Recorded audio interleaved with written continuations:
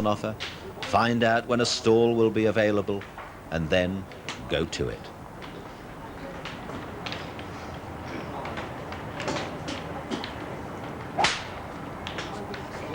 Japan is the only country in the world where a green fee ticket tied to your golf bag is a status symbol, proving that once, at least once in your life, you played on a real golf course.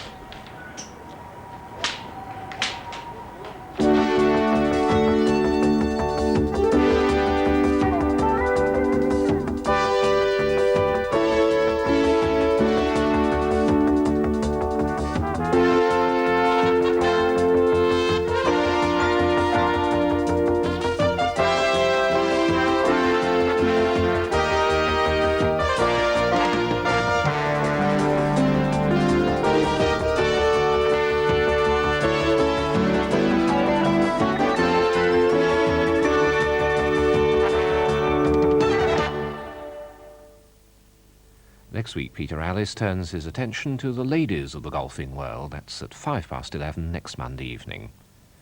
In 3 minutes, the computer programme, the series exploring the world of information science. First, the news headlines on BBC1 from John Humphreys.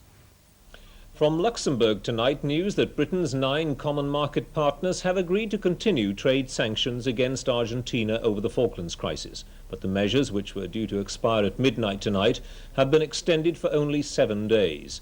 And as Kate Adey reports from Luxembourg, it's not unqualified support for Britain. A last-minute piece of juggling with common market rules has allowed the British government to scrape home with a qualified agreement over sanctions.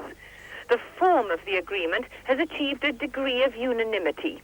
There'll be no imports from Argentina into any community country for the next 7 days. But 2 countries are agreeing to this under different conditions. A community rule which will enable Italy and Ireland to be technically in harmony with their partners, but not under the term of sanctions. Instead, under an article about distortion of trade. From the British point of view, it's much less than they wanted from the EEC, but it avoids public division. It is, according to a spokesman, a great deal better than nothing.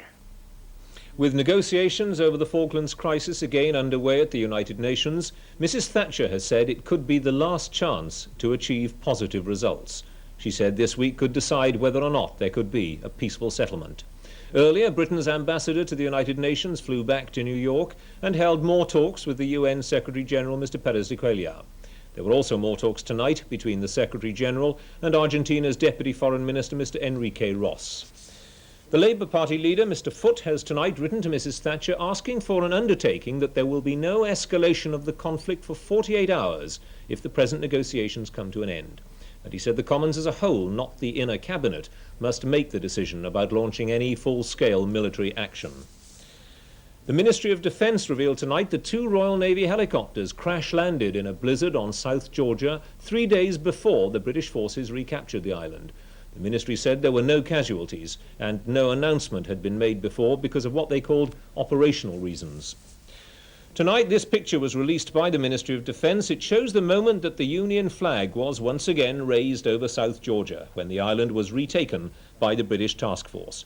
An Argentine sailor was killed when the British stormed ashore and he was given full military honours. The Ministry of Defence have also issued a picture of the funeral. The sailor was the first Argentine to be killed in the conflict after the task force had arrived in the South Atlantic and the process of retaking British territory had begun. And finally, sport.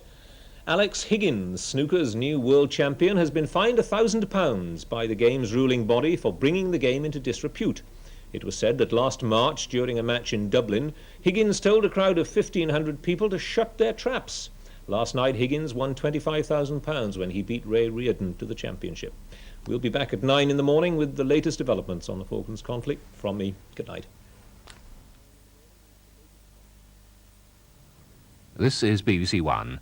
Now the computer programme, and this week modelling and simulation in Let's Pretend. Alas, poor Yorick. I knew him, Horatio. Actually, this never was Yorick or anybody else come to that because it isn't real. It's plastic. But it's still useful. Real skulls cost rather more and are difficult to get, but a student can learn quite a lot from one like this as long as it's an accurate model of the real thing. And that applies to any kind of model, even the sort children play with. You can learn quite a lot about aerodynamics from a paper aeroplane like this one. And that applies to models on computers too. They're really only ways for the computer to play Let's Pretend.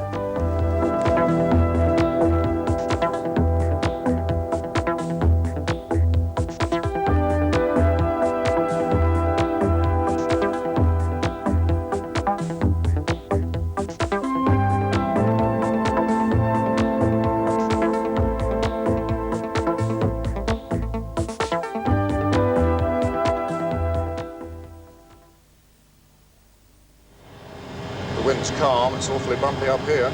It is, isn't